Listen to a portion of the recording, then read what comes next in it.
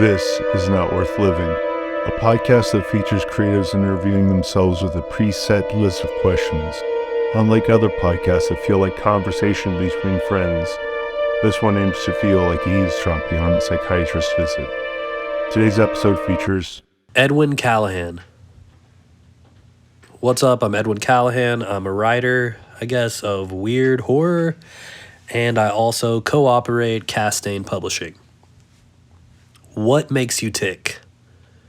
That's a weird fucking question because everything is creative stimuli to me in some sense. Like everything that I experience personally is some kind of thing that makes me tick creatively. Music, movies, literature, obviously, art, across the spectrum, but where I live especially and where I travel to, those are big things that make me tick. I live in Eastern Kentucky, so a lot of my creativity is inspired by that, and those are the things that, whether consciously or subconsciously, are reflected through my work. So yeah, that's just a broad fucking question. Literally every fucking thing makes me tick. To, the fucking landscapes around here, to the fucking... There was a meth head that got into a high-speed chase 2 days ago in my little fucking town. That's a fucking thing that makes me tick. Little things like that. But, even taking a fucking shit sometimes, who knows, that could make me tick. It's just a broad question. I could say everything just in general. Would you open an envelope with your death date? No, I probably wouldn't. I definitely wouldn't. That's an absolute that I'm going to work at. I wouldn't do that.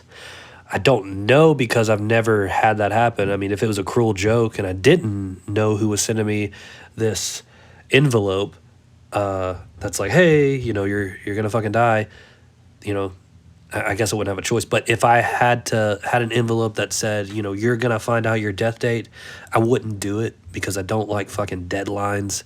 It's too much fucking pressure. It's a stressor. That shit is not for me. It's too much rules. Yeah.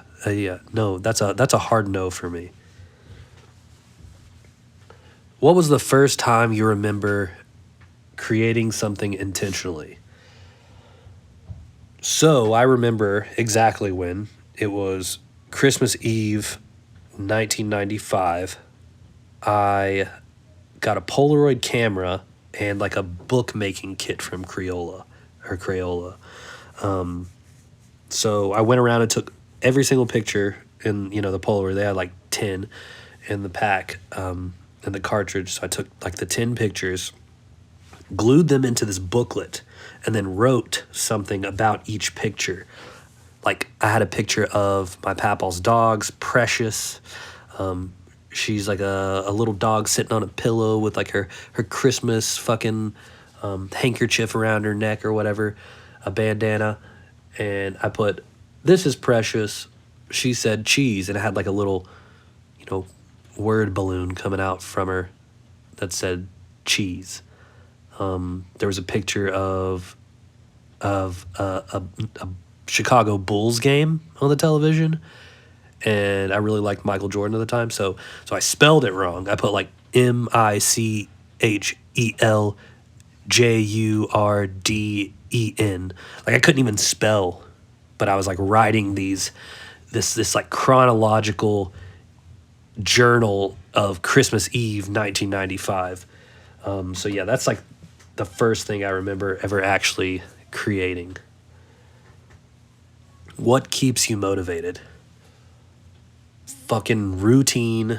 I have to be in a routine because if I have downtime, I won't stay focused on what I need to like finish. Like I said, I hate fucking deadlines. I probably would work better under pressure, honestly. But yeah, so that's what keeps me motivated, is like sticking to a routine. Like I'm all over the place. I'm not a master of any craft. I play every fucking instrument I can try to pick up, but I'm not good at it. I mean, I guess I'm okay. You know, I'm enough to make music. I have like a million different music projects. I've been in a bunch of different bands. I've made like little short films. Now I'm writing fucking fiction, you know. Made comics. Like I'm all over the fucking place. So yeah, that's what keeps me motivated is staying to a routine, or I'll just be all over the place. Boredom is like my biggest enemy. So that, and when I see other cool like movies, or read a cool book that I really like, that's one that's like really fucking engaging, I have this envy in me, and envy keeps me fucking motivated. I envy when people do these awesome things, because I'm like, oh, I want to do something like that too. I see a fucking new movie, and I'm like, oh, that was fucking awesome. I want to do that, or I want to write something like that. You know, I use whatever means I have to kind of like, I'm looking to replicate that emotive response that I have to, certain pieces of art. So I'm always trying to like trying to replicate that emotion. So envy is a big motivator for me. A lot of people say, you shouldn't covet shit, within their, ethics and principles, whatever. Fuck that shit. I think envy, it's good. It makes people like want to try to do better. So like I'm always like wanting to do cool shit that I see. Something that I really, really, really enjoy. I always want to try to replicate that. So yeah, envy and ritual. Those are my two things that keep me motivated. Who inspires you at the moment? Bunch of people right now. Like S. Clay Wilson comics are really cool to me. I have this like S. Clay Wilson book. I just like flipping through it. Like he did like the Checkered Demon and shit. They're just really just fucking out there, extravagant, fucking grimy comics. So those are really cool. Ralph Bakshi cartoons, like, Fire and Ice, fucking Wizards, Coonskin. I love that shit. I love cartoons. Cartoons are cool. Let's see. William Friedkin movies. Fucking love. Cruising. I love Sorcerer. To Live and Die in L.A. William Friedkin movies are really, like, I really like. Like tattooers, like these like old tattooer books that I have. I really like those, like these like biographies of these like, kind of like legendary but like kind of like obscure tattooers. Like Roy Boy was this like tattooer from like Gary, Indiana, and he had like tigers and a fucking gym in his tattoo shop called the Badlands, and he's just like super eccentric, got like fucking boats and planes and shit, and just got this crazy story. He wasn't even really that good at tattooing, but his story's really cool. The dude's just fucking doesn't give a fuck. He's got this like curly blonde mullet and shit. Stoney St. Clair is another tattooer that's really cool. I think he kind of like got started in like the carnival circuit back in like the early 20th century, and he's from West Virginia, and then ended up in like Ohio, and he had like a shop in Tampa, I think. Yeah, he's just got this crazy story, dude, and just had this. He was just this fucking tattooer. There's like videos you can see of him and shit. He's just a cool guy. So that's always like, inspiring me right now. The Void Collective, all my dudes in the Void Collective. Actually, I just texted Justin Lutz like today and was like, dude, you're a fucking inspiration. I mean that shit. Like, he's doing cool shit and puts out good shit consistently, and all the dudes in the Void Collective, Evan, Justin, Matthew, Sam, Michael, all those dudes. OF really fucking killing it with all their work, so they're always constantly inspiring me. Yeah. What's your latest project? My latest project is Histories of Mgo, that like it just came out. It's a short story collection of like stories that I've published over the last couple years, and they're all like kind of vaguely, loosely connected by this place called Mgo. And whether it has anything to do with the story or not, it's still, you know, it's still like kind of like this minor driving piece that connects them all together. So that just came out, and then I'm working on a novella. I've been working on, I guess it's a novella at the moment. I've been working on this novella for like a couple years, and I keep going back and like changing shit. But it's called Strange Spells. It's like a horror noir, totally a mashup of that, but it's also got a lot of like sword and sorcery elements, like kind of in the background a bit. Like I'm just like drawing from those inspirations, like Howard and like Michael Moorcock and stuff like that. But it's also kind of like Escape from New York is a big influence on it, and Raymond Chandler, The Big Sleep is like a big one. So it's like all these mashups of like shit that I like, obviously. But yeah, that's so Histories of Mgo just came out, and then I'm currently working on Strange Spells. If money was no object, what would be your dream project? Fuck, I don't know. I'm a simple man. I really don't know what I would do with a fuck ton of money. Like you don't know. I'd be a fucking loose cannon. My dream project. I mean, I guess it would be like if I had unlimited money, I'd want to fucking adapt, you know, something to film just to see if I could fucking do it. If I need to, if I'm a filmmaker, or I should just fucking throw that away, or, you know, I mean, I guess that's an obvious question. Dream fucking project. Fuck, man, that's hard. I really don't know. Like I said, I'm a simple man, so that's just like beyond my comprehension. But yeah, you know, maybe make a fucking movie, something like that. Maybe buy a fucking buy a fucking like a boat, like a yacht, and just like have like a big like fucking party on there, you know. Everyone hanging out, having a good time.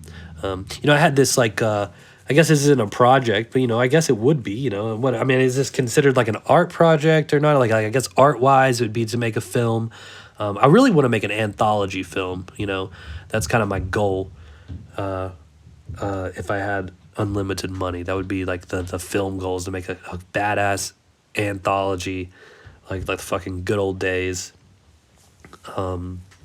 But I'm getting sidetracked on that. See, like I can't comprehend the fucking unlimited money idea.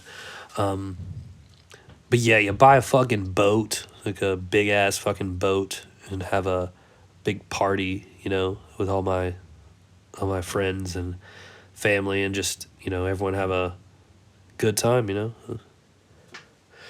I guess. I mean, I don't know. Like I said, fucking either a boat or a movie.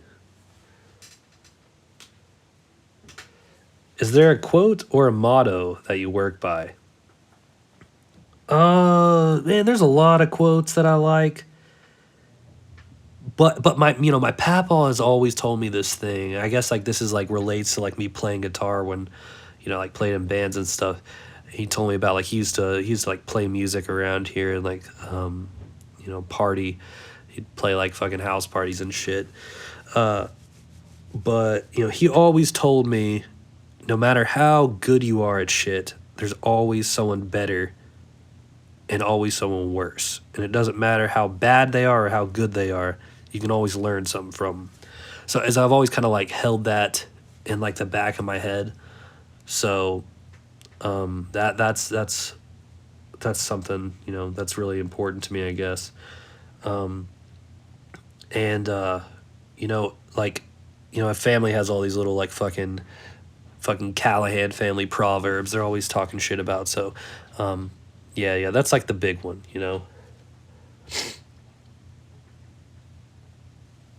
Would you be friends with yourself? Probably not. Probably not. No. Next question. What do you do differently from other people?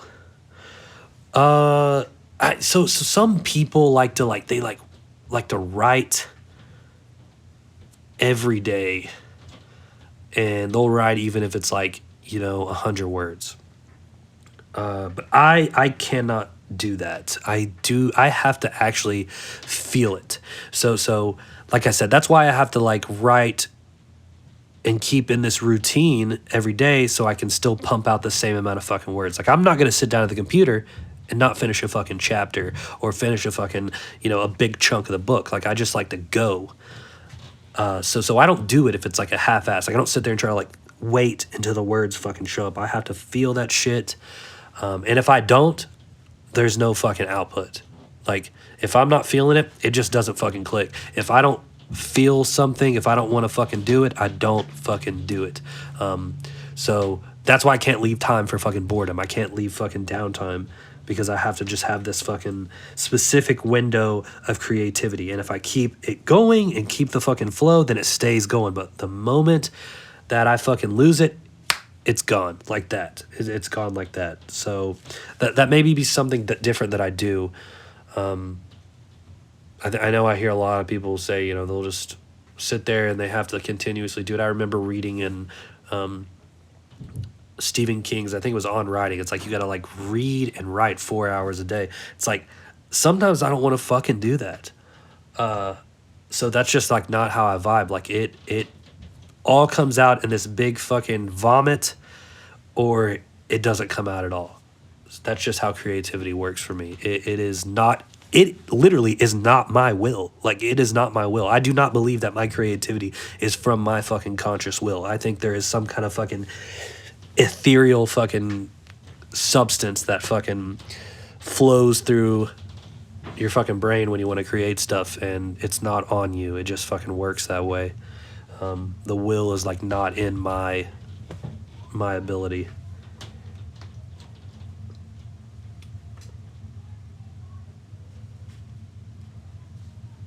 What would you like your epitaph to say?